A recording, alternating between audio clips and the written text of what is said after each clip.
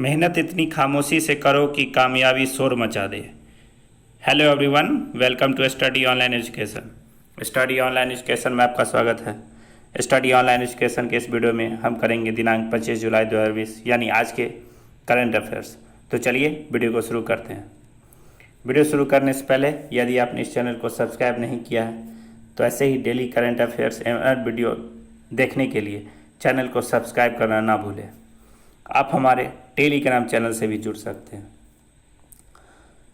तो चलिए शुरू करते हैं दिनांक 25 जुलाई 2020 के महत्वपूर्ण करंट अफेयर्स। पहला सवाल है, हाल ही में किस आईआईटी संस्था ने हवा की गुणवत्ता जांचने के लिए एक रोबोटिक सैंपलर बनाया है? हवा की गुणवत्ता जांचने के लिए किस आईआईटी ने यह काम किया है? यह बनाया आईआईटी कानपुर। आईआईटी कानपुर के द्वारा यह रोबोटिक सैंपलर बनाया गया है।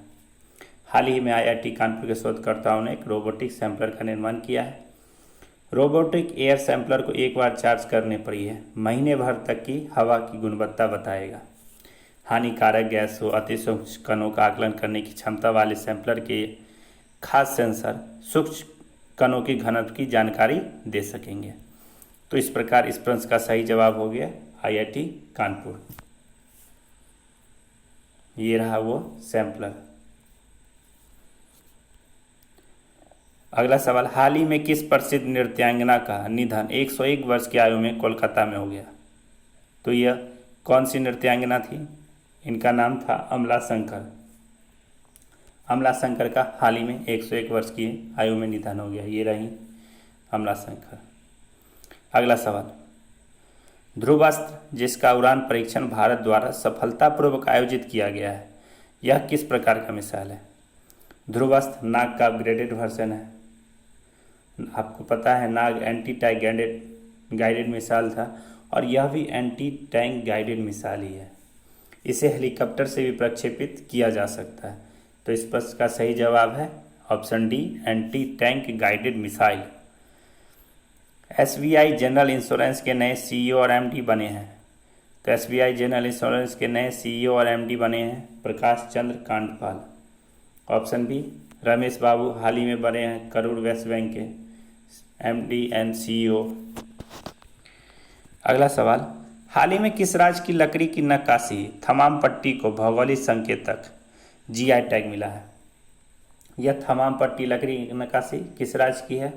यह है तमिलनाडु राज्य के सलीम जिला में की जाती है। सलीम में तमिलनाडु की।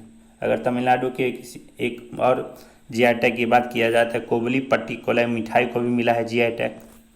और अगर झारखंड में भी अभी मिला है देखा जाए तो झारखंड के कोहबर काला एवं सोहराई को मिला है। तेलंगाना के तेलिया रुमाल को भी जीआई टैग मिला है। गोरखपुर के टेराकोटा को भी जीआई टैग मिला है। तो ये सब आप याद रख सकते हैं। अगला सवाल, कौन सा राज्य भगवान राम से जुड़ी पौधों की प्रजाति को संरक्षित करने के लिए ग्रीन रामायण पार्क विकसित कर रहा है? तो भगवान राम से जुड़ी पौधों की प्रजाति को संरक्षित करने के लिए कौन सा राज्य यह कदम उठा रहा है? यह कदम उठा रहा है उत्तराखंड। उत्तराखंड के द्वारा यह किया जा रहा है। उत्तराखंड के हल्द्वानी में बनेगा यह ग्रीन पार्क।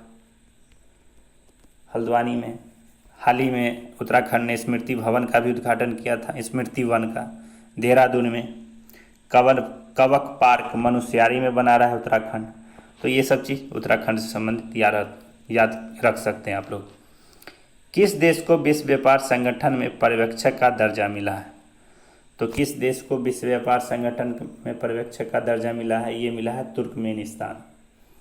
तुर्कमेनिस्तान की राजधानी है अशगाबाद और WTO का मुख्यालय है जिनेवा में। अगला सवाल, इजराइल ने कोविड-19 के लिए तेजी से परीक्षण किट विकसित करने किस देश के साथ एक संयुक्त प्रयास करने की पहल की है? तो इजराइल ने कोविड-19 के तेजी से परीक्षण किट विकसित करने के लिए भारत के साथ यह पहल की है। ऑप्शन ए, भारत।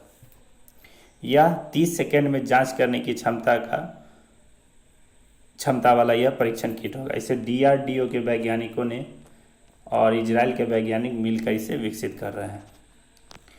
अगला, निम्न में से किस स्पेस टेक स्टार्टअप ने लीडार based in orbit space service monitoring and tracking system को विकसित किया है। तो किस स्टार्टअप की बात की जा रही है? ये बात की जा रही है ऑप्शन ए डिगी एंट्रा रिसर्च एंड टेक्नोलॉजी। यह भारत की स्टार्टअप कंपनी है। इसी ने एक विकसित किया है। डिगी एंट्रा रिसर्च एंड टेक्नोलॉजी नामक एक स्पेस स्टार्टअप ने भारत की पहली इन ऑर्बिट मलबा निगरानी और ट्रैकिंग प्रणाली विकसित की है। यह लीडार प्रणाली पर काम करेगी, लाइट डिटेक्शन एंड रेजिंग प्रणाली पर यह काम करेगी। तो इस प्रश्न का सही जवाब है ऑप्शन ए डिगी एंट्रा रिसर्च एंड टेक्नोलॉजी DRT। पाइक मानस दिवस प्रत्येक वर्ष कब मनाया जाता है? पाई का वैल्यू होता है 22/7 और इसका होता है पूर्णांक में 3.14। तो 14 मार्च को मनाया जाता है पाई दिवस और 22 जुलाई को मनाया जाता है पाई मानक दिवस। अगला सवाल है, कुंभ मेला विश्व 21 का आयोजन किया जाएगा। तो कुंभ मेला विश्व 21 का आयोजन कहाँ किया जाएगा? हरिद्वार में किया जाएगा। किस अभिनेता ने प्रवासी लोगों को नौकरी के अवसर खोजने के लिए प्रवासी रोजगार ऐप शुरू किया है? तो किस अभिनेता ने शुरू किया है? अभी सोनू सूद ने इसे शुरू किया है, ऑप्शन डी। और आप देख रहे होंगे कि सोनू सूद ने प्रवासी मजदूरों के लिए बहुत हितकारी काम किए हैं। उसी पहल को आगे बढ़ाते हुए सोनू सूद के द्वारा यह प्रयास किया जा रहा है। अगला सवाल, प्रधानमंत्री ने हाल ही में किस राज्य की जलापूर्ति योजना का शुभारंभ वीडियो कॉन्फ्रेंसिंग के माध्यम से किया?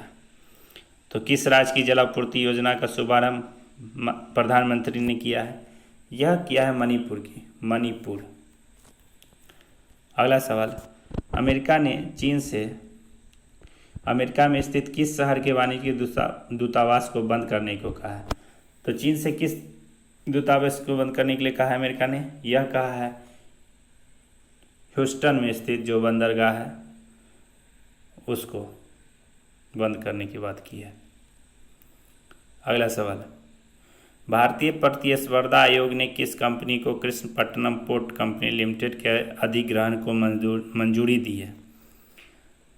तो CII ने किसको मंजूरी दी है? अडानी पोर्ट्स को। अडानी पोर्ट्स के द्वारा कृष्णपट्टनम पोर्ट कंपनी लिमिटेड का अधिग्रहण अब किया जा सकेगा। अगला सवाल, माइक्रो फाइनेंस इंस्टीट्यूशन नेटवर्क के नए मुख्य कार्यकारी अधिकारी एवं निदेशक बने हैं।